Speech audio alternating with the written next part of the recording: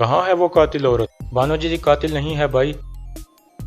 کہاں ہے وہ ظالم انسانوں سے بھاگ گئی ہے اور اللہ کی پناہ میں چلی گئی ہے بھائی۔ گندوگدو بھائی کہاں ہیں؟ کیا وہ تمہیں بچانے والا ہے؟ السلام علیکم ناظرین، اس قسط کے آغاز میں گوگچے حائمہ خاتون کے پاس جاتی ہے اور ان سے کہتی ہے جو کچھ ہوا ہے اس کے بعد تجتیکن بہت غصے میں ہے اور میری کوئی بات نہیں سن رہا، ایسا لگتا ہے کہ وہ اندھا اور بہرا ہو گیا ہے۔ حائمہ خاتون کہتی ہیں تجتیکن بہت مشکل وقت سے گزر رہا ہے اور میں خوفزدہ ہوں کہ آنے والا وقت بھی اس کے لیے آسان نہیں ہوگا۔ تم اس کی بیوی ہو، تمہارا کام اسے ٹھنڈا کرنا ہے چاہے وہ کتنا بھی غصے میں آ جائے۔ اب سے تم ایک چھوٹی سی بچی کی طرح میرے پاس مت آنا اور ایسے مضبوط کھڑی ہو جاؤ جیسے ایک سردار کی بیوی کو ہونا چاہیے۔ دوسری طرف حکیم ارطغرل ارطغرل کو کہتا ہے میں جانتا ہوں کہ گونجا گل کو کیسے کارا کائلر کے مقام پر بھیجنا ہے، آپ پریشان مت ہوں۔ ارطغرل اس کا شکریہ ادا کرتا ہے۔ اتنے میں ترگت اور بامسی اندر آتے ہیں۔ ترگت کہتا ہے چاروں طرف سے ہماری نگرانی ہو رہی ہے بھائی۔ پھر تینوں باہر آ جاتے ہیں۔ ارطغرل چل کر اپنے گھوڑے کے پاس پہنچتا ہے۔ ایک آدمی اس کو بتاتا ہے کہ آپ کا گھوڑا تیار ہے، میں نے اس کے کھر تبدیل کر دیے ہیں۔ اس دوران تجتیکن کے سپاہی لگاتار اس پر نظر رکھے ہوئے تھے۔ ارطغرل اپنے گھوڑے پر سوار ہوتا ہے اور ان سپاہیوں کے سامنے گھوڑے کو ایک بار کھڑا کرتا ہے اور پھر تیزی سے اپنا گھوڑا دوڑا دیتا ہے۔ تجتیکن کے سپاہی بھی فوراً اپنے گھوڑوں پر سوار ہو کر اس کے پیچھے روانہ ہو جاتے ہیں۔ دوسری طرف حکیم ارطغرل آیت الن کا چیک اپ کرنے کے لیے پہنچتا ہے اور کہتا ہے آپ پہلے سے کافی بہتر ہیں، لیکن مجھے لگتا ہے کہ ابھی بھی کچھ زہر آپ کے جسم میں باقی ہے اور یہ کافی نقصان پہنچا سکتا ہے آپ کو۔ آیت الن کہتی ہے تو مجھے کیا کرنا چاہیے ارطغرل، کیا اس کی کوئی دوا نہیں ہے؟ حکیم ارطغرل کہتا ہے بالکل دوا ہے، اس کے لیے ایک کانٹے دار جڑی بوٹی ہوتی ہے جو بہت نایاب ہوتی ہے اور یہ کارا کائلر کے مقام پر مل سکتی ہے۔ میں لینے کے لیے چلا جاتا لیکن کافی سارے مریض میرا انتظار کر رہے ہیں۔ گونجا گل کہتی ہے میں چلی جاؤں گی ارطغرل۔ حکیم ارطغرل کہتا ہے ٹھیک ہے، آپ جاؤ اور لے آؤ، اس کے بعد اگلا کام میرا ہے۔ دوسری طرف ارطغرل قبیلے سے باہر نکل آتا ہے اور ایک جگہ پہنچتا ہے جہاں پہلے سے سنگر تیکن موجود تھا۔ سنگر تیکن کہتا ہے میں شکار پر جا رہا ہوں بھائی، دیکھتے ہیں کیا ملتا ہے۔ ارطغرل کہتا ہے ٹھیک ہے بھائی، اپنا خیال رکھنا۔ پھر ارطغرل آگے بڑھ جاتا ہے۔ اس کے جانے کے بعد سنگر تیکن اس کے گھوڑے کے کچھ نشانات مٹا دیتا ہے اور پھر اپنے گھوڑے پر سوار ہو کر وہاں سے نکل جاتا ہے۔ تجتیکن کے سپاہی بھی ارطغرل کا پیچھا کرتے کرتے اس جگہ پہنچ جاتے ہیں۔ سامسا گھوڑے سے اتر کر نشانات دیکھتا ہے اور پھر کہتا ہے وہ اس طرف گئے ہیں۔ پھر وہ سب اس طرف اپنے گھوڑے دوڑا دیتے ہیں۔ دراصل اس طرف سنگر تیکن گیا تھا۔ دوسری طرف قبیلے میں بامسی کو پڑھنے کا شوق چڑھ جاتا ہے اور وہ ایک قاعدہ اٹھا کر ترگت سے کہتا ہے میں اسکول جا رہا ہوں ترگت۔ ترگت ہنسنے لگتا ہے۔ پھر ترگت اسے اسکول تک چھوڑنے کے لیے اس کے ساتھ چل پڑتا ہے۔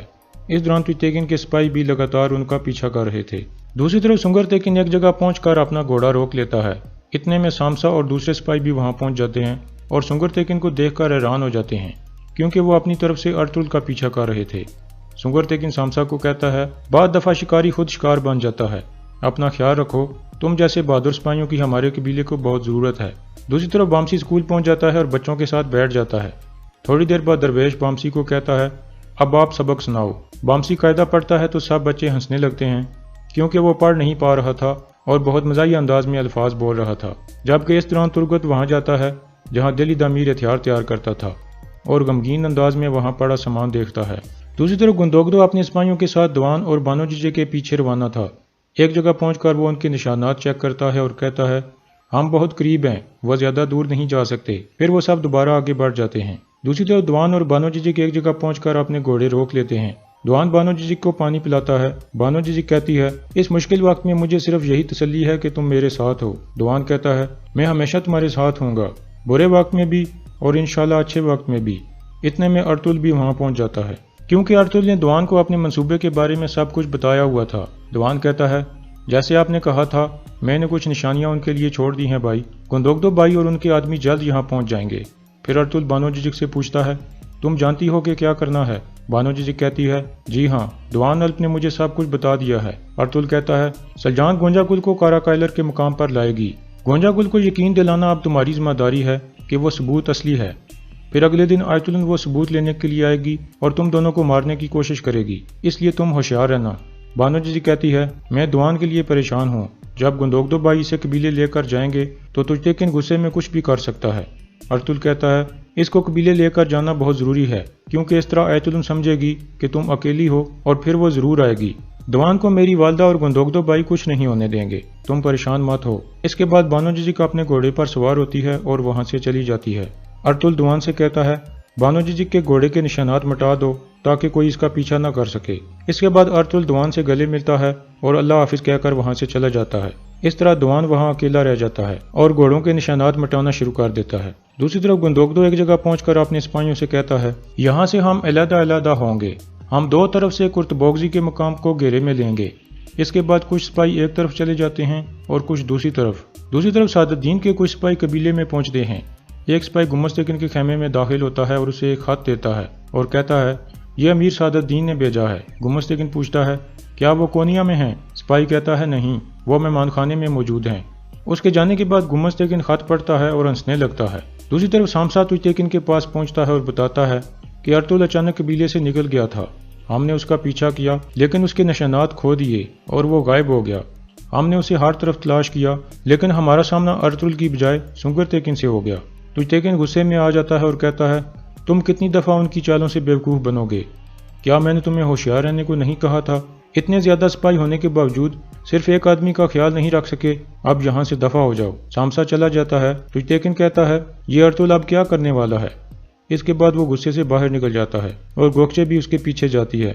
इतने में गुम्मस्तेकिन वहां आता है और आयतुलन से कहता है, मेरे पास एक बहुत ज़रूरी बात है तुम्हें बताने के लिए। इसके बाद वो आयतुलन को अंदर ले जाता है और उसे बताता है कि आज रात मेहमान खाने में सादुद्दीन तुर्क सरदारों से मुलाकात करने वाला है और सबके सामने मारग्रेव का ऐलान करेगा।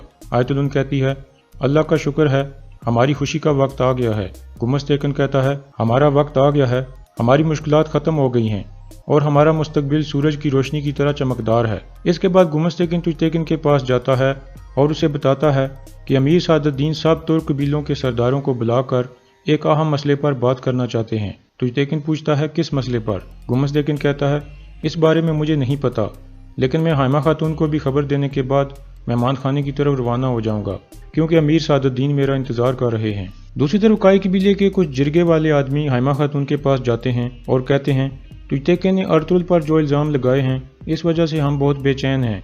हाइमा खातून कहती हैं, क्या पहले भी अर्तुल सही साबित नहीं हुआ और सब इल्ज़ाम झूठे साबित नहीं हुए? इसलिए आप परेशान ना हों, मैं इस मसले पर गुंदोगदो से बात करूंगी और फिर कोई हल निकालूंगी। इसके बाद वो सब लोग उठकर चले जाते हैं। उनके जाने के बाद गुम्मस्तेकिन वहां पहुंचता है और बताता है, अमीर सादुद्दीन ने तमाम तुर्क कबीलों के सरदारों को मेहमान खाने में दावत दी है और एक अहम मसले पर बातचीत करना चाहते हैं। हाइमा खातून कहती हैं, मैं उनकी दावत कबूल करती हूँ।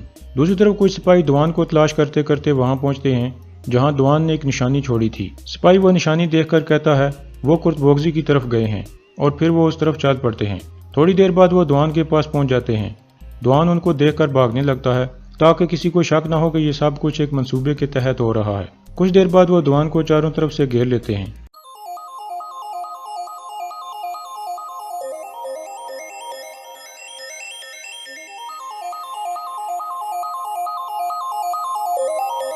कहाँ है वो कातिल औरत? बानोजी जी कातिल नहीं है भाई।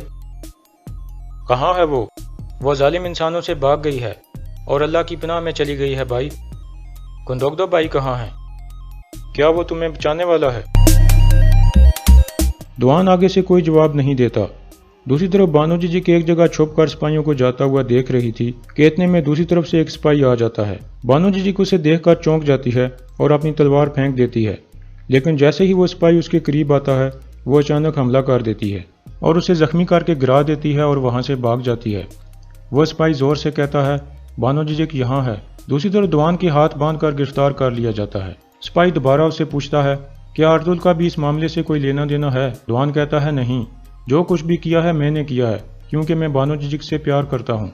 वो सिपाही मुस्कुरा कर खड़ा होता है और फिर दवान के मुंह पर एक मुक्का मारता है और यहाँ इस किस्त का इख्तिताम हो जाता है।